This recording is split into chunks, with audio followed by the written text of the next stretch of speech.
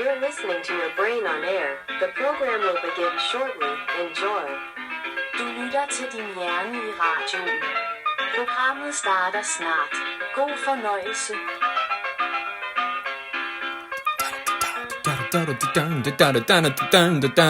Good afternoon, everyone. Welcome to Your Brain on Air. I am your host, Ollie Vogt Larson. And everyone belongs in New York. Everyone who has set foot here, every person who has laid a finger on this land we call the Americas has a right to be here. Everyone knows that. The 14th Amendment, sure. The criminalizing slavery part was good, but anyone born on American soil, regardless of parental origin, I don't think that's what the Senate intended, June 8th, 1866. I don't think the lawmakers at the time had considered this weird carve-out where anchor babies were going to be the primary method of forcing yourself on a nation. Nope. I had a baby here. You can't kick me out. Everyone is all up in arms about how birthright citizenship is in the Constitution. Yeah, no, not in the original cut. And as a result, we can monkey with it. We can correct for its mistakes. Anyways. Just because your mommy shat you out on American soil, I don't think that entitles you to citizenship. No other G7 nation besides Canada has je soli, by the soil method to the extent that we do. Why? Because they understand that unmitigated outside population growth will eventually outnumber and outweigh your home culture. And if you refuse to acknowledge that there is a home culture of the United States, I don't think you're ready to have this conversation. America, well, yes, being a nation built on immigration, wasn't built on open border immigration before 1965 with the Hart-Celler Act. We were actually rather selective on who came over the border. It was like a need for industrial people or for a specific project. Let's import some Chinese people. We need farmers, land tillers, and people that are ready to start homesteads out on the frontier. Bring in more Scots, Germanics, and the Irish. They have a potato famine once or twice. We need more Hollywood, porn addiction, and social media. Bring in more Jews. This is how it's worked for years and years, ladies and gentlemen. And when certain groups act up, let's say, take the Italians, for example, in the early 20th century, they start having suspicion thrown at them, naturally, and we start to limit the numbers of our nation that we bring in, of that nation. This is common sense, folks. This is not racist, mitigated border policy. If you cannot recognize the difference between bringing in Latinos from a largely Christian nation, south of the border, thank you, Spanish influence, and bringing in Middle Eastern fellas and ladies who practice a completely different value system, counter to any modern practices in our country, if you don't see the inherent value difference in a Mexican Christian ready to stand outside of Home Depot and a buddy named Abdul who beats his wife and doesn't eat pork, I don't think you know very, very much about this, and I think you have some misconceptions that you're going to have to, look at once or twice. I'm just going to be honest with you. Am I saying that a Pakistani can't be a doctor here? Of course not. I don't have to specify that. Sometimes the brown ones are the best ones. That's not even a thing that I have to tell you. We know there's exceptions, but that's what they are, exceptions. We got a lot of problems here, folks. We got a lot of problems on our home shores. Who's to say we need to be importing more people from nations that can't even hold themselves together? You think they're going to come over here and suddenly know how to behave? No, they'll be eating ducks out of Central Park's, pond by week 2 here. Ladies and gentlemen, we got some problems. Jihadis are throwing IEDs outside of Mamdani's house. Silly guys, come on. Jake Lang, if you don't know him, he's a goofy goon on the right. He's a fella who was in Minneapolis, got briefly arrested after kicking down the Prosecute ICE statue. And by the way, he's a big J lover, big Israel fan. Look up Jake Lang kissing the wall, and you'll see a photo for yourself right there. He's got the box hat on, everything, and he's making love to the third wall. And if you don't know about the wall, if you don't know about any of that, you're not ready for political talk whatsoever. You're not aware of Israel. You're not aware of any of that.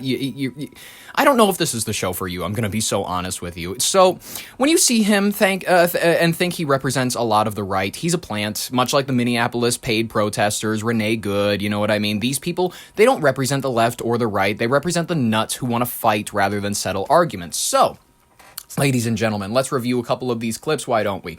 NYPD officials, fill us in. I mean, what we know nothing about this so far. Tell us, what are we missing in this? What is the key bit of information that's going to reveal all the truth to us? Had any of these 2 individuals been arrested before? Do they have any type of record, and how much time are they facing? And if I could get a third question in, can you describe how destructive those devices could have been? How many people could have been impacted if they were successful? So I believe that the 2 individuals in question do not have criminal histories or criminal backgrounds. And Rebecca, if you could explain more about that IED and TATP specifically and what it was capable of.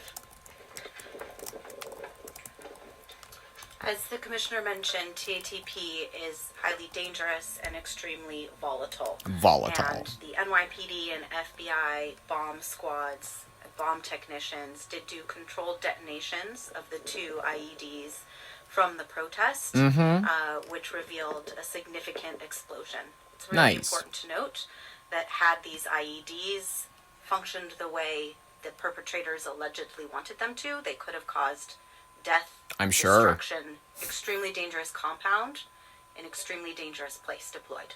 I'm sure. They, they seem very well spoken. The ladies are in charge on this investigation. We're gonna have solutions right quick, right? Let's take a look at this guy. He's standing outside of Mamdani's Gracie mansion, and he thinks he's gonna get an answer. Zohran, Mamdani, Jake Lang is here! Zohran! If you were listening, there was a voice in the background. There was somebody in the distance shouting from the street. Here's what was happening there. That was Jake Lang, who is the person who is behind this anti-Muslim protest. He was standing at the gate to Gracie Mansion for the entire press conference, shouting as loud as he could, trying to get their attention and disrupt the press conference. So he was outside. They were inside, and that's what you heard. That's what we heard, ladies and gentlemen. Let's look at this video. It captures the moment that the IED is thrown outside of the NYC Zohran Mamdani's residence. However, this was during a protest. There were some counter-protesters. There were people. Jake Lang had organized a situation outside of Gracie Mansion. And it was a right-wing protest in context of like, hey, we want the Muslims, we want them out, we want all the Muslims out. Which, by the way, if you've listened to my show ever authentically, you'll realize that that's never been my policy. It's never been one thing where I'm like, I want all Muslims out, because inherently I do believe that Westernized Muslims do not realize the religion that they're supporting. It's very similar to Westernized Jews and Christians. I believe that many of these people are heavily misinformed. They're born from birth to be ill-informed about the very religions that they personally represent, and as a result, they refuse to acknowledge when you ask a Jew about why they need to suck the baby's penis after they cut the foreskin off. They'll look at you and they'll go, why are you even talking about that? No, that. I mean, it happens, but it's the Kohen Gadol, the person who is doing it, is trained to do it, and it's a religious ceremony, and it's like, well, I just don't understand how it's necessary for him to do that. And actually, in New York City, there have been many cases of these rabbis passing sexually transmitted diseases to these newborns. So, and if you ask a Muslim person, why does your religion constitute a society that inherently devalues the rights of an entire side of the genders of the genders? Why are you perfectly willing to talk about the fact that your prophet married a child, had visions from Satan, and actually died in the way that he predicted? If he was a false prophet, he would be poisoned by a woman who he just killed their entire family. And then this woman's like, I'm gonna make a meal for you, and then he's like, well, shit. If the true Messiah were to be fallen ill and his heart were to collapse in on itself, I can't remember the exact wording from the translations and shit, but he died in the exact way predicted of a false prophet, and yet for some odd reason, there's like 2 billion faithful to this religion. Let's actually get a proper number on how many Muslims are in the world today, because I want to be 100% on this. There are over 2 billion, roughly 25 to 26% of the world's population. They worship a prophet who married a 6-year-old girl, and they will authentically look at you, and then they'll go, but he didn't have sex with her really until she bled.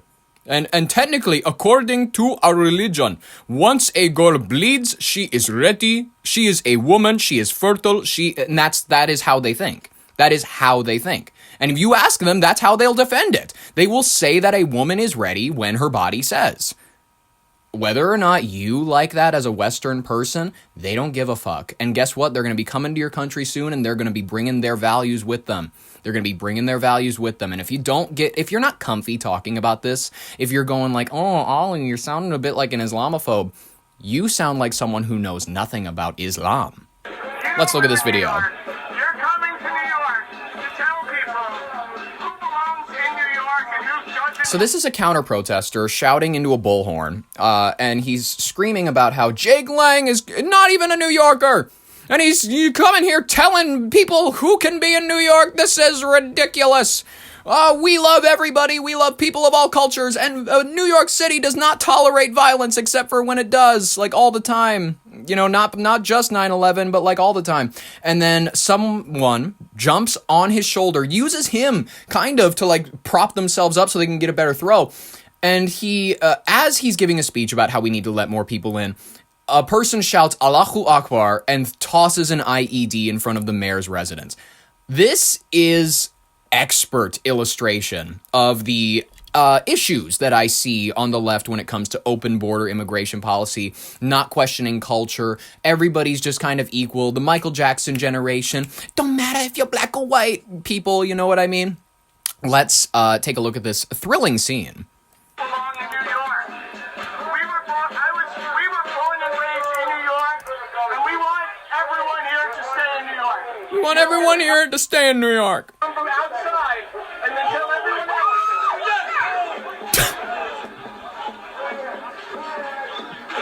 Yeah, you seem rather quiet after that.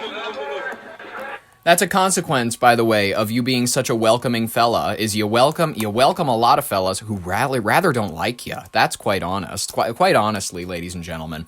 This is a silly situation. I don't know what else to say about it. It's silly. And don't be throwing bombs at the mayoral residence of New York City. What are you doing, you goons? Isn't there something else you could be doing? It's a weekday, ladies and gentlemen. Go to work. Do something productive.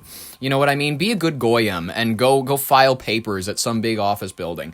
Ladies and gentlemen, speaking of good goyim, let's talk about the best goyim that there possibly is.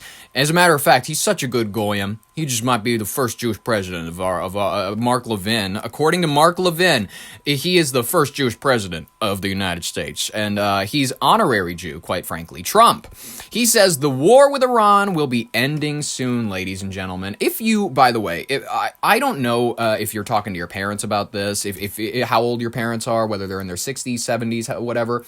They're not aware of the Israel connection to this whatsoever. They're going, well, Trump said that we have this going on. Well, MSNBC said this is what's really happening. None of these people, though, are going to be well informed on the Israel angle. They don't understand the leverage that Israel has had over the United States for the longest time. They don't know about the phone call where Israel said, "We're going to do the nuclear option if you don't go in on Iran right now." They don't know that Israel inherently has. By the way, they have nuclear weapons illegally. They've never proclaimed that they do have them. Ladies and gentlemen, Israel is something that you, if you're aware of it, you need to be talking about it with your parents more. You need to be getting them aware. You need to get them on the Israel train. And by the way, the moment you start bringing up Israel, you're going to get pushback from a very particular audience. And it is going to be this. It will be the people who watched Schindler's List and cried. I watched Schindler's List. I watched The Boy in the Striped Pajamas. I watched all of the propaganda in school. I never cried once because it is all bullshit. It is all bullshit. Not saying that the Holocaust didn't happen, but the only reason they show you those movies and those videos is to make you emotionally ready to defend the Jews in Israel to your death. That is the only... Why else, ladies and gentlemen, did you not learn about the Gazan genocide in such similar manners? Why didn't you learn about the Rwandan genocide with such brutal video and such, emotional plea? You read Night, you know what I mean, by Eli whatever. He talks about how his parents, he lost them in the Holocaust, the camps, and you know what I mean, the mass graves. Nobody knows where they are, admittedly. No one can track them down for some odd reason. They're like, oh, they were lost in the woods. Okay, cool. Whatever, you know what I mean? 6 million in an area that only had 2.5 million Jews at the time of, literally, if you look at the world population, the entirety of the area that Hitler's region covered didn't even have 6 million Jews in them. So, do you not like that fact? Is that an uncomfortable fact for many people? I don't know. Like, is that just uncomfortable to say things that are true? Like, ladies and gentlemen, if you don't like numbers, if you don't like just me listing things, what do I say except for, get informed, read a book, read more than one book, ladies and gentlemen. Read more than just your state-approved, this is history. Don't question history. Don't look at actual documents. Don't look at reports from any other independent organizations. Don't look at anything. This is the official narrative. Do not question the state of Israel. Do not question anything. Do not. That is that. So if you begin the Israel talk and anyone immediately starts talking about the Holocaust, stop. It is not an authentic, worthy of time conversation. They will wake up eventually to realize that you are not talking about Jews as a people. You don't think Jews need to be exterminated. If anything, you think they need to be saved. You think they need to be salvaged. You think that they need salvation, if anything, ladies and gentlemen, from this absolutely tyrannical government, ladies and gentlemen, that doesn't just persecute its own people. It persecutes people. It persecutes people on their borders. It persecutes people in their regions they control, ladies and gentlemen. Whatever. Let's jump into our first story. Trump says war with Iran will be ending soon. Go. In a dramatic shift to tone of the United States and the White House, President Donald Trump declared Monday that the 10-day-old military campaign against Iran is nearing completion. Speaking to congressional Republicans and later to reporters at his Doral Resort in Florida, the president framed Operation Epic Fury as a short-term excursion. It's not. It's currently not behaving that way. Airstrikes are continuing. We're probably going to be in there. More Americans are going to die. It's unfortunate, but I'm hoping that he didn't just get us into Afghan 2.0. It's starting to feel a little bit like that, but we'll continue. Epic Fury is a short-term excursion that has exceeded its initial timelines. Trump claimed that the U.S.-Israeli forces have already neutralized roughly 80% of the Iran missile launchers and much of its naval fleet, stating that the mission is to dismantle the regime's terrorist infrastructure and it will be finished pretty quickly. Despite the president's optimistic look, the Iranian Revolutionary Guard Corps, the IRGC, issued a defiant rebuttal today, stating that it is Tehran, not Washington, that will determine the end of the war. Iranian state media reports that the military is prepared for a long-term war of attrition, even as the country grapples with the aftermath of the strike that killed its supreme leader, Ayatollah Ali Khamenei. Rest in peace, a brother that's also named Ali, although I'm not spelling it the same way. Well, in the United States, it's pointing to a 90% decline in Iranian missile launches as proof of victory. The IRGC claims that they are simply regrouping for more sustained retaliatory phase. This is your friend who says, my girlfriend goes to another school. They're saying, well, God, no, we're not actually weak. We're making moves in silence. We're Megan the Stallion, apparently. The president's comments had an immediate, if volatile, effect on the global economy after the benchmark oil prices briefly surged past $120 a barrel on Monday morning. They saw a sharp Trump dip as traders reacted to the news of potential ceasefire. However, the president paired his talk of peace with new severe warnings if Iran attempts to block the Strait of Hormuz as a parting shot. He vowed that he will hit them 20 times harder with strikes on civilian infrastructure that would make it virtually impossible for the nation ever to rebuild. So cripple them. That's the mentality. And in all honesty, is anybody happy about the fact that we're toppling another nation? Probably not. Is anybody happy about the fact that we may have blown up a girls' school? Collateral damage, at worst, ladies and gentlemen. It's unfortunate, but they're not your kids. You know what I mean? If you're listening to this from the UK, the United States, whatever, well, I guess maybe if you had a kid who went off to war or whatever, but let me be honest with you. You're getting McDonald's. I'm not, admittedly, because, it's confirmed that there's fetus in it. But, you're going to McDonald's. You're going to work. You're doing your usuals. Your kids, they seem happy. You know what I mean? Clinically depressed and whatnot from all the garbage food they're eating, the lifestyles that they live, the porn addictions that they have. But, things seem all right. You know what I mean? Like, I get to go to bed at the end of the day, and I get to rub my foot cream on, and I get to apply various ointments that for my aches and pains from the food and the disease that I eat every day. So, ladies and gentlemen, whether or not you'll be affected by this is still up in the air. Iran's not going to be dropping a bomb on us tomorrow. I hope not. I hope that I didn't just speak that into happening. But let's review this footage from ABC News real quick. Go. Overnight, Vice President J.D. Vance participated in the dignified transfer for Army Sergeant Benjamin Pennington, the 26-year-old from Kentucky. Pennington. Bro, I gotta hit the Benjamin Pennington. His name is Benjamin Pennington. This kid, God rest his soul, Sergeant Benjamin Pennington, age 26. You are officially the new name for the Yardicus. You are Bro, let me hit the Benjamin Pennington. That is this kid's name will live on in history forever. Benjamin Pennington, Sergeant. God rest your soul. God rest your soul. The 7th American killed in the war. Dignified transfer for Army Sergeant Benjamin Pennington. The 26-year-old from Kentucky was the 7th U.S. service member killed in the war with Iran. Benjamin Pennington. As the U.S. and Israel hit hundreds of new targets across Iran. Dramatic video circulating online shows people racing to escape as missiles hit this military base outside Tehran. U.S. Central Command releasing new video of the strikes on missile launchers. It says the U.S. has now hit more than 5,000 targets and 50 Iranian vessels. Nice. But some key targets have been left standing for now. We've left some of the most important targets for later, electricity production and many other things. Iran overnight refuting claims that its supply of missiles and missile launchers is dwindling. Target destroyed. Iran continues to strike around the Persian Gulf. This video shows the United Arab Emirates shooting at Iranian drones. Qatar also intercepting new missile attacks. Strikes in Bahrain have killed at least one person. And now, a new potential threat from Iran. U.S. officials say they've intercepted encrypted communications believed to have originated in Iran, which may serve as, quote, an operational trigger for sleeper assets. They're activating the sleepers, ladies and gentlemen. By the way, it's been an open border. People don't give a shit about, how many people. There are Afghani, Saudi, there are people from all over the Middle East. They are being incorporated by certain governments. They're being trained. It's MK Ultra. We've known about it since the 50s. And there are sleeper cells being sent to the United States, living normal lives. They're probably your neighbors and whatnot. And then before you know it, your apartment building's going to go boom. You know what I mean? I'm not saying it's going to happen to you, but I'm saying that it could definitely happen,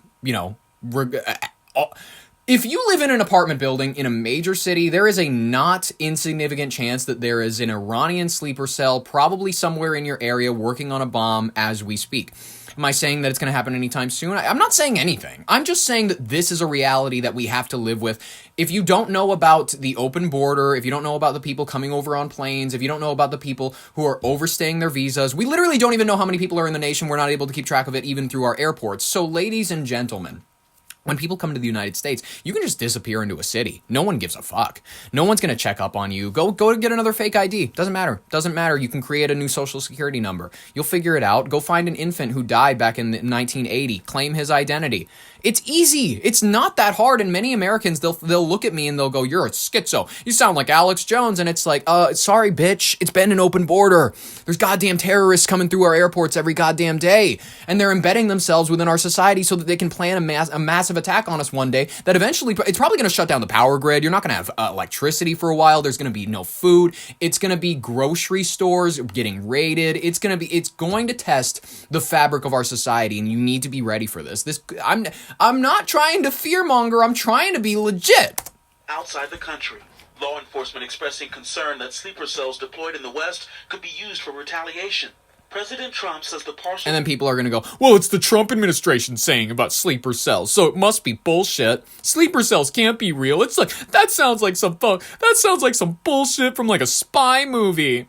Because apparently nothing that he says can be true or accurate. I admit most of the stuff he says is not fully true or accurate. But when it comes to sleeper cells, just because Trump is the one talking about it, it's like when he started talking about acetaminophen. He couldn't even pronounce it right.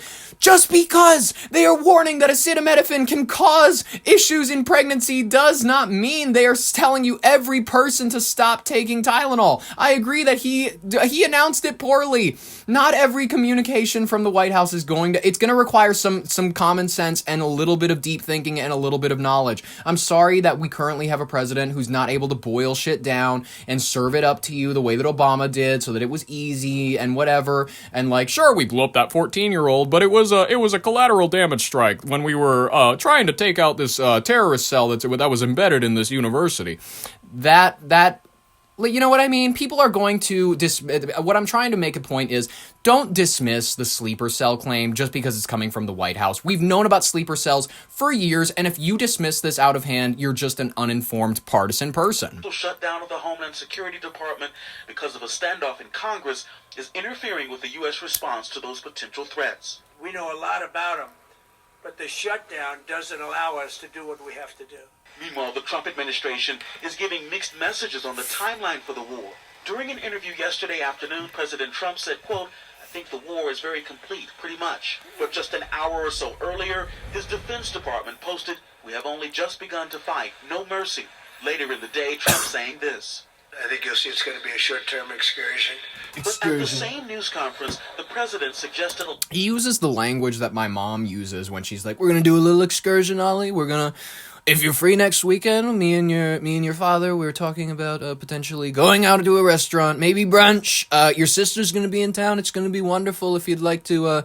It'll be a short little excursion. You'll be able to take off by early Sunday. What does that sound like to you?" And I'm always like, "Mom, you didn't even have to ask." A longer timeline could be on the table. We will not relent until the enemy is totally and decisively defeated.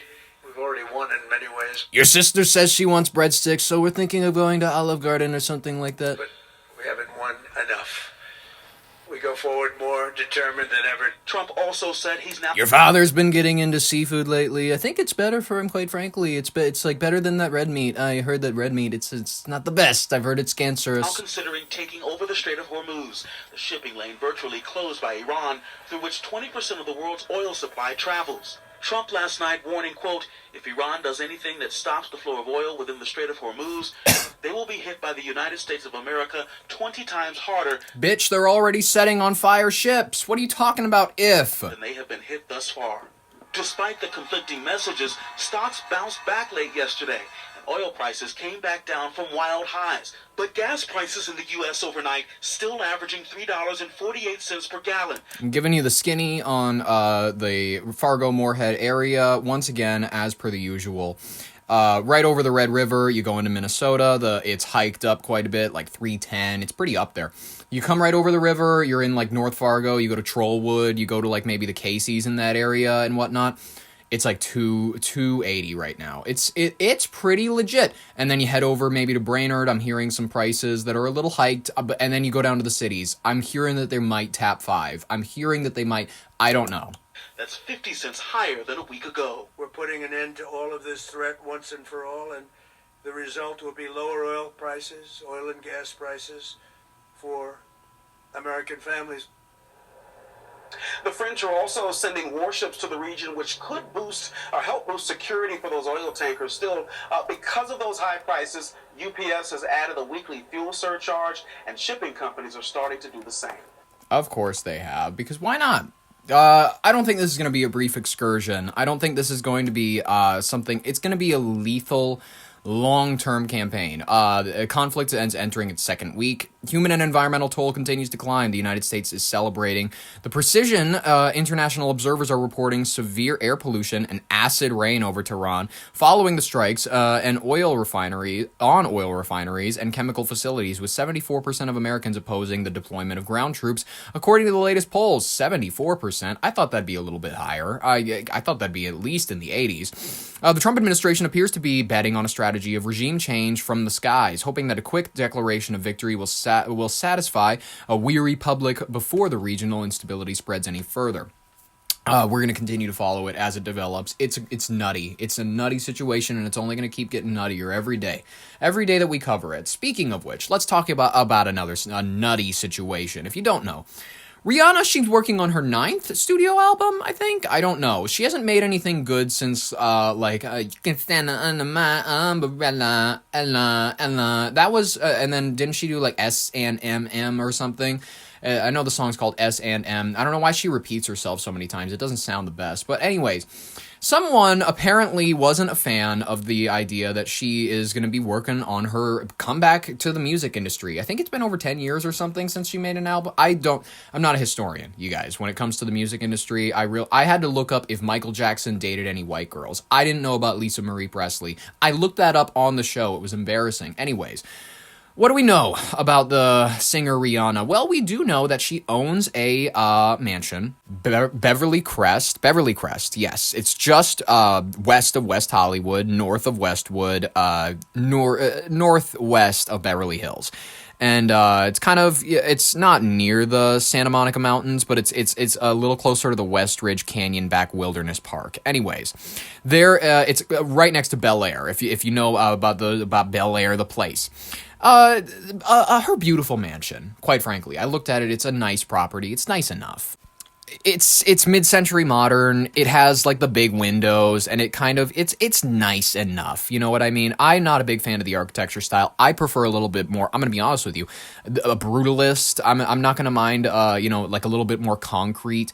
Or if you're gonna be living in South Central, not South Central LA. If you're gonna be living in South California, why not go with a Spanish revival? Why not go with some nice little? You want it to look like you're in Mexico or something like that. But she chose the basic white bitch. It looks like some white bitch lives there. But anyways, a Sunday afternoon in Beverly Crest was shattered by gunfire this week as a woman allegedly targeted the home of pop superstar Rihanna and rapper A$AP Rocky. They live together? Are they married? Am I that dumb?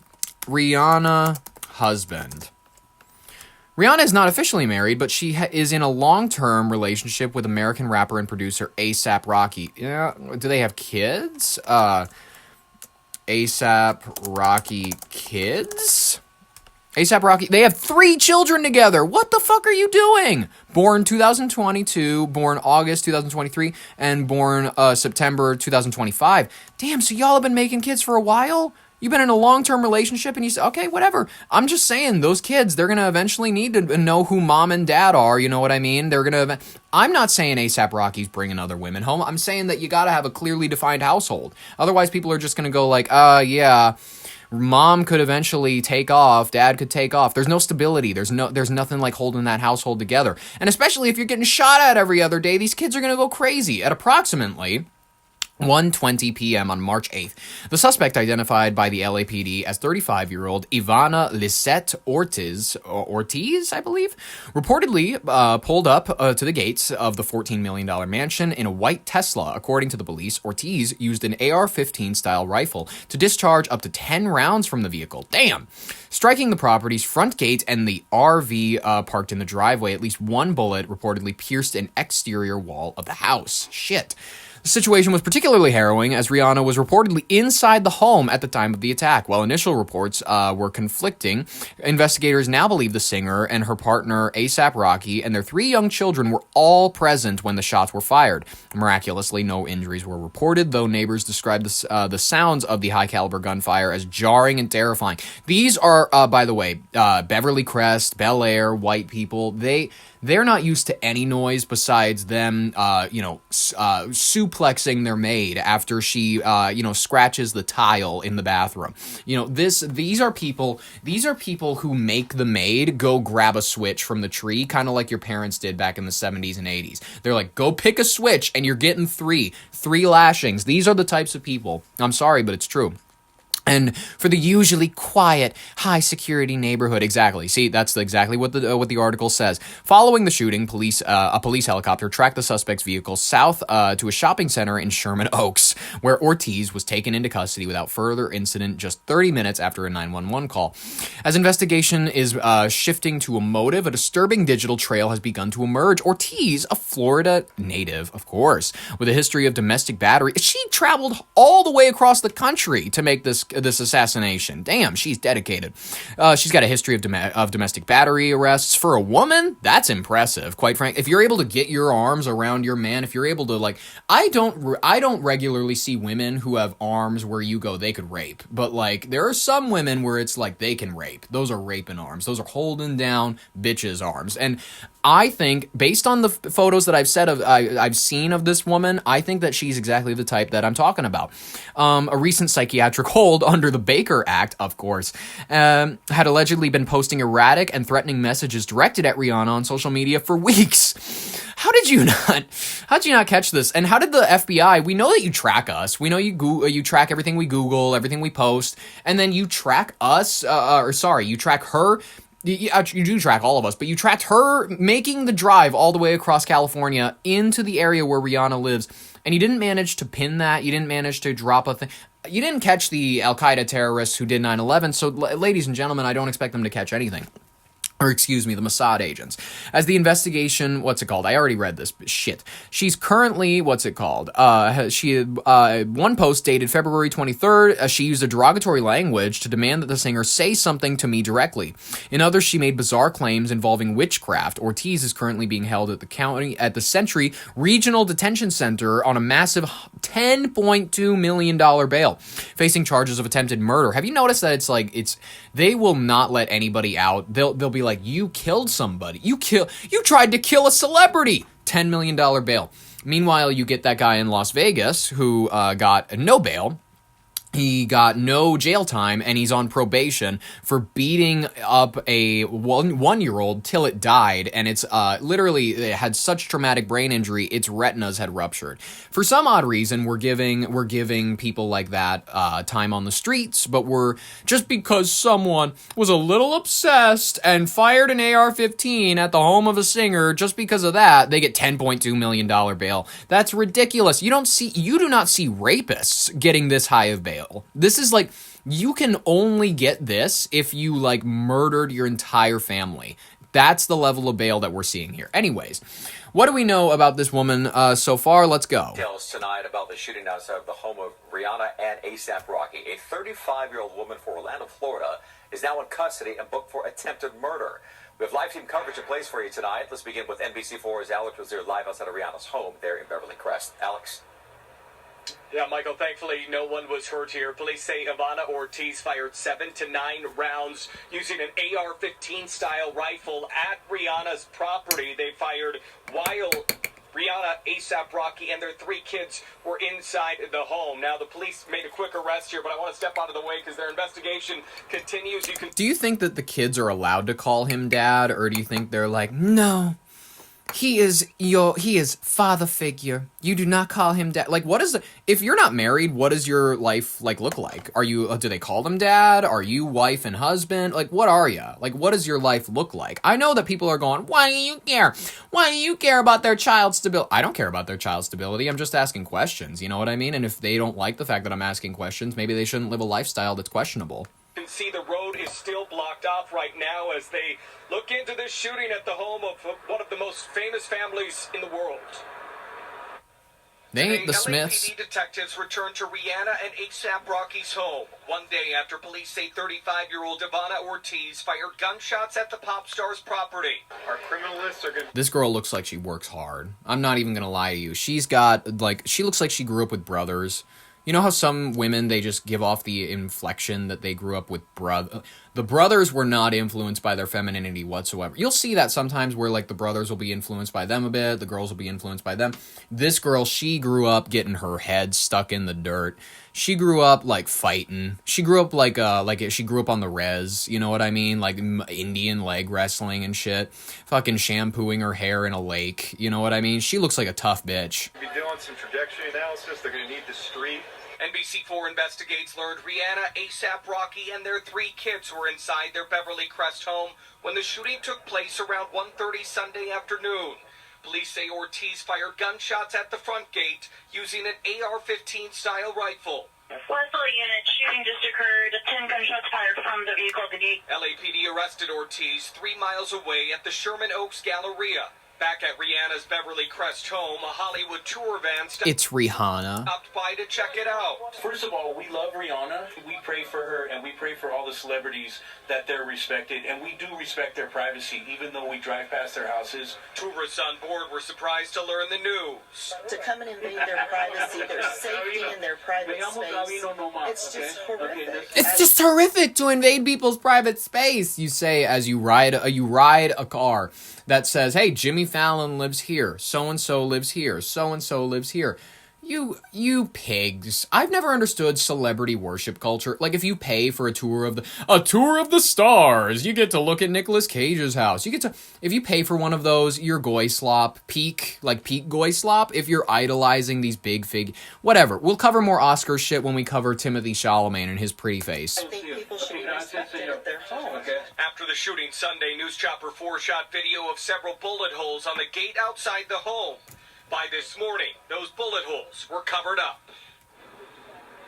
And as you look live here in Beverly Crest, the road where the shooting happened, again, the police continue their investigation right now. We still don't know the motive, if this was random or if this person specifically targeted A$AP Rocky or Rihanna. We did reach out to reps for both of them, but we didn't hear back. We did not see them out in the neighborhood today. Yeah, after your home has been shot at, for sure, that's a day that you want to be walking around outside. You don't want to be sitting in at home with your kids who are definitely, shaken up by this. God forbid.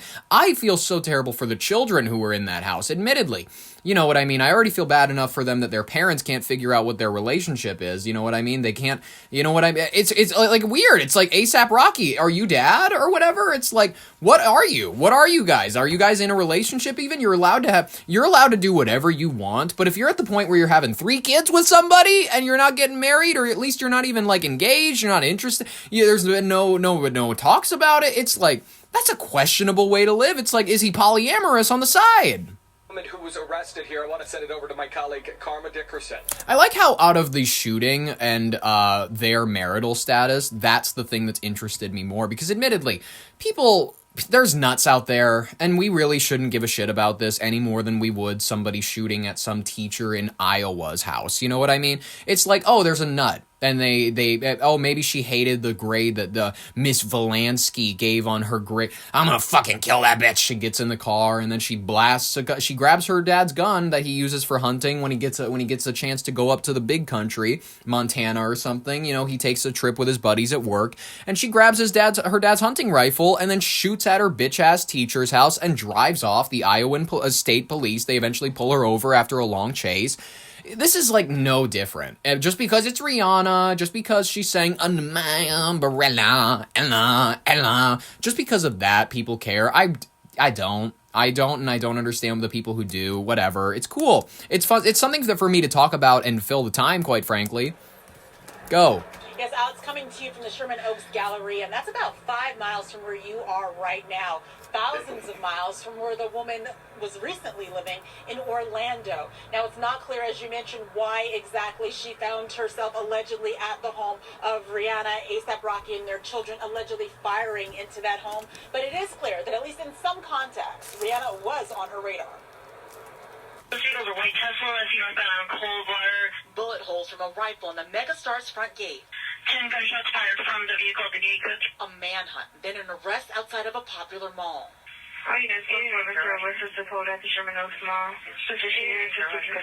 The details surrounding the Sunday afternoon shooting at superstar Rihanna's home are worrisome and bizarre. Police say this Florida woman... She was a shit shot, by the way. She's, like, really bad. You had a clear, open view of the house, and you only managed to hit the gate. Shit shot, for real. Like, she should have gotten her boyfriend to make the shots. Ivana Ortiz is responsible. You ain't messing with me. That's her. You ain't messing with me. She's exactly the type. She's exactly the type that I was predicting. She's got the Utah cut a little bit. She's powdered her face with makeup. She, doesn't look natural whatsoever. Very Mar-a-Lago-y. Ivana Ortiz is responsible. You ain't messing with me. That's her in a social media video February 27th. What prompted Ortiz to allegedly shoot at the entertainment, beauty, and fashion mogul's house while she, her partner A$AP Rocky, and their 3 children were home is unclear. But according to some of Ortiz's social media accounts, Rihanna was on her radar. Ortiz referencing or tagging Rihanna in several disparaging social media posts. This is going in the camera. This is going online. Though the meaning wasn't always clear. She also made negative references to Cardi B and Kim Kardashian. She doesn't appear to have been in LA for long. The 35-year-old is a speech pathologist according to her social media profiles. Damn. She lists herself as the owner of Orlando Speech Clinic. A company and woman of the same name have an active registration on a Medicaid provider system. Okay. A February 19 social media post seems to show her at work in that job. However, she also has 2023 arrests in Florida, including one for misdemeanor domestic violence battery. According to the police affidavit, the officer found Ortiz to be the aggressor. Wow. Now, that Ortiz, the accused in this case, is being held on over $10 million bail. We did reach out to the LA County DA's office to find out if she has been charged formally. Earlier today, they said they had not yet received the investigation from the police. Reporting live from Sherman Oaks, Carmen Dickerson, NBC4 News. Thank you, Carmen Dickerson. I hope that I said your name right. Fallout from the shooting has seen the Fenty mogul reportedly freaking out and immediately ramping up her private security detail. Smart girl. Sources close to the family say Rihanna has temporarily left Los Angeles, her Los Angeles residence, and even postponed an upcoming photo shoot as the process of the traumatic event has, sat with her. While the LAPD's robbery homicide division continues the analysis of Ortiz's background, the incident has reignited the national conversation about safety of high-profile celebrities and the ease of access to high-powered firearms. Of course, because that's what everybody wants to make the conversation about. Not the fact that she's a nut. That's okay, ladies and gentlemen. I think we should head into the rapid fire section of today's headlines because lots of things that we need to cover, lots of things you need to know about to keep your media diet healthy that I can't dedicate a bunch of time to. So let's begin with former NFL player used ChatGPT for advice after allegedly killing his girlfriend. Tennessee detectives claimed former NFL linebacker Darren Lee asked ChatGPT for advice after allegedly killing his girlfriend during a preliminary hearing on Monday. Smart guy. Detectives say a former NFL player used ChatGPT for advice after killing his girlfriend, allegedly. What did it say? Darren Lee is charged with first-degree murder after his girlfriend's body was found last month in Tennessee. Now prosecutors are presenting evidence... Clearly not very good advice, because he got caught. Camera video and questions. They say he asked ChatGPT. Sarah Hauer from our ABC affiliate in Chattanooga has the details. I'm sure she does. It seems like a fun situation. Okay, let's talk about this. This is coming out of Toledo. A viral teen meetup trend leads to fights and chaos at Toledo Trampoline Park, leaving parents worried about the safety of young kids. This is a new thing that teens are getting into. It's called Takeovers, teen takeovers, where they'll get a bunch of their buddies on Snapchat. They'll text each other and they'll go, hey, meet up at this one place. We're going to take it over just with a bunch of kids. We're going to try to limit traffic. That's the whole joke. It's just that, a bunch of us are going to be here at the same time. It's kind of like kids have rediscovered hanging out, but as per the usual in the post-COVID world, nothing cannot be nuts. You know what I mean? So they let's just review. This footage will be in the description if you want more than just my description. A new online trend is creating chaos at businesses across the country, and now it's hitting the Glass City. Police say teens are organizing so-called takeovers on social media, showing up in massive groups that overwhelm businesses and sometimes spark fights. Last night, Urban Air on Airport Highway became the latest spot for this to happen. Dominique O'Neill spoke with parents who say the video from inside the park is alarming, especially with young children around. Dominique, what did these parents share with you tonight?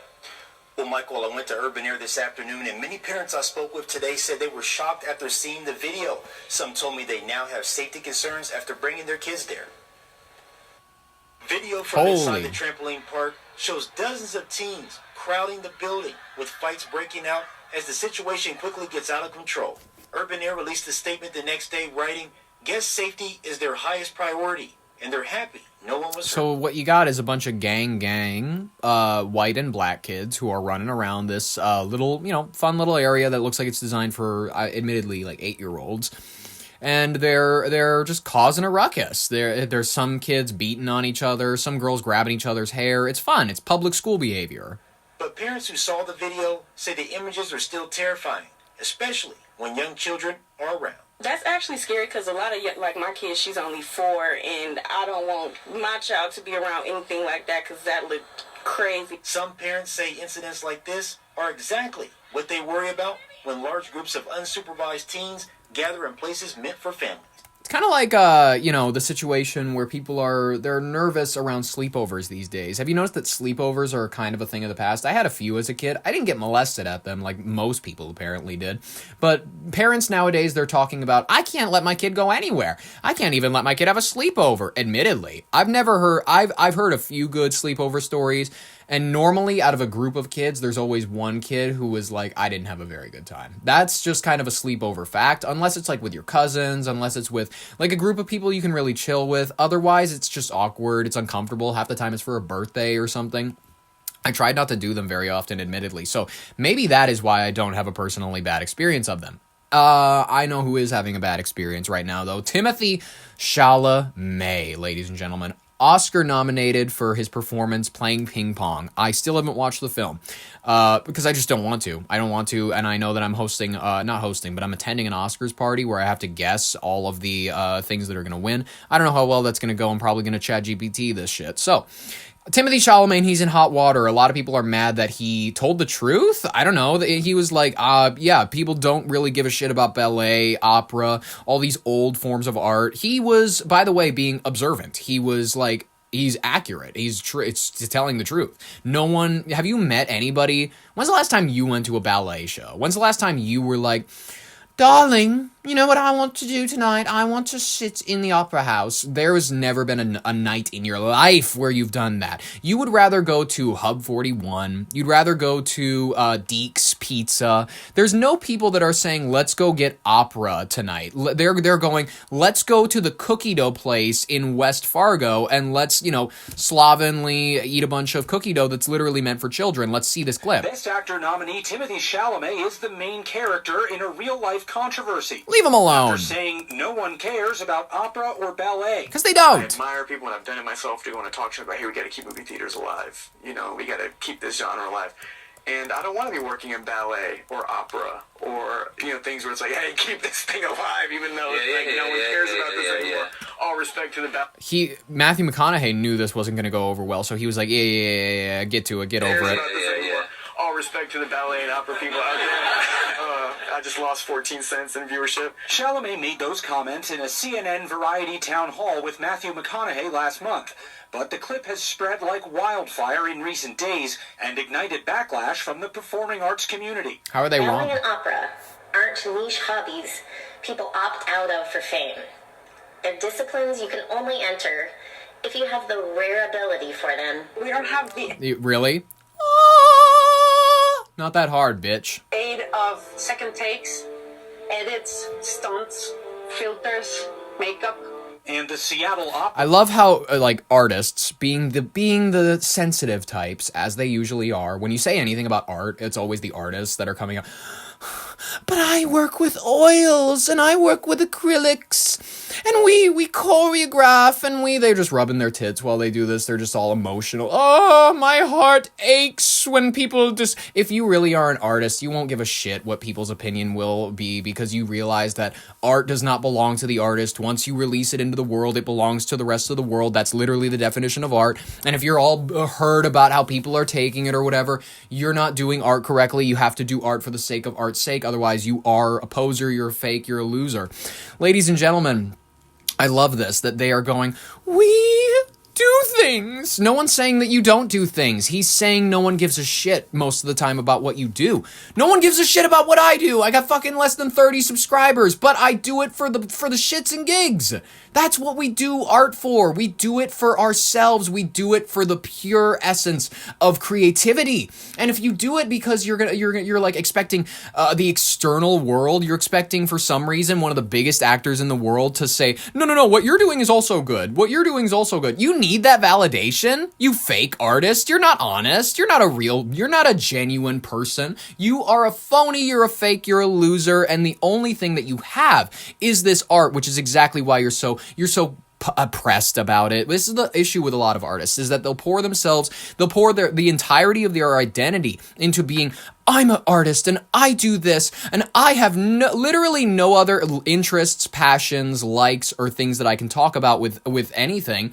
You know what I mean? I'm just an expert on my individual craft. And that's what, and unfortunately, when you meet one of these types of artists, they will not be able to handle any amount of, hey, this craft, it's sort of a thing of the past. I get that a lot of people used to care about it a lot, even if you're being entirely honest, even if you're just stating facts. You can see that less people are going to opera houses. You can see the numbers. Less people are going to see ballet.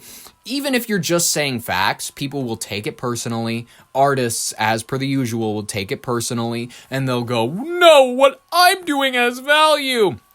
If you were a genuine artist, you wouldn't need other people to tell you that you have value. Trolling the star by offering 14% off seats for their weekend performances with promo code Timothee. The critic's choice is Timothee Chalamet. The four-time Academy Award nominee had been an early favorite to win his first Oscar this year for his performance in Marty Supreme, but is now virtually neck and neck with Sinners star Michael B. Jordan, who has some momentum coming off his win at the Actor Awards last week.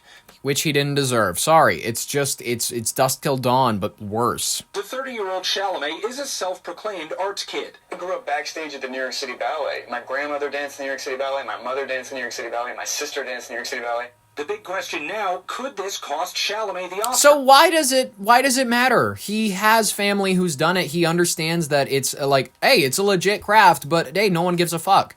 He's just being honest. At this Sunday's ceremony, voting concluded on Thursday, so timing may work in his favor. What I always like to remind people is that award season is a political campaign. While you're not going to see outright smear campaigns, you are going to see people resurfacing maybe unfavorable interviews at times. No comment from Chalamet since those comments went viral. As far as his Oscars chances for most of award season, it seemed like he was a lock. Michael B. Jordan has the momentum now, it seems. Whatever. It doesn't matter. We'll keep you posted on who does end up winning. Minneapolis City Council approves an ordinance supporters say is necessary to prevent thousands of evictions in the wake of Operation Metro Surge. Because for some reason, just because ICE is in town, you can't get your crusty ass to work and you can't manage to scrape together the money that you need to live in the city. You can't figure that out, so you need the government to come in and help you out. Whatever. The ordinance would give renters 30 more days, from 30 to 60, to make rent before eviction processes can proceed. Wow, this is a big win for squatters, big win for losers and people who just apparently can't go to their, their landlord and go, hey, I'll get it Friday. I'm having a tough time right now. They need a law to protect their rights. They need a law for some odd reason. The ordinance goes to Mayor Jacob Frey, who has until Wednesday to sign or veto the council's proposal. He will most definitely approve this. This can mean the difference between being a stable or facing eviction in the city of Minneapolis. That's the reality, really. Pause Eviction Save Lives is an ordinance that gives renters more time to pay their rent. Why do you need Pause it? Eviction Save Lives temporarily increases the required Maybe you shouldn't have notice been from wasting your time recording ICE, and you should have been going to work. 30 days to 60 days. I authored this policy to protect thousands of families facing eviction as a direct result of the ICE occupation. Sure. Studies by Homeline and the city of Minneapolis itself over years have repeatedly shown that 90% of evictions are for non-payment of rent. 90% of evictions are for non-payment of rent. Hey, 90% of deaths are generally of stopping of the heart. That's actually proof, all right? These evictions are for about 1.5 to 2 months worth of rent. That's maybe one missed paycheck. One broke. No, that's if you're a real broke ass, and for some reason you're getting DoorDash and shit instead of, I don't know, working? Down car away from losing your home, being put out on the streets. We know that time. Put out on the streets. There are resources out there, whether it's county aid, whether it's County aid. philanthropic aid, whether it's community aid, mutual Aid, but it takes time to reach that aid. This guy must have AIDS. This law is limited in time, limited in scope, and things will go back to normal. All it does is give us some breathing room. 30 days can mean... Breathing room that I don't want to give you. But thankfully enough, I don't live in Minneapolis. So regardless, I don't think this is going to affect me.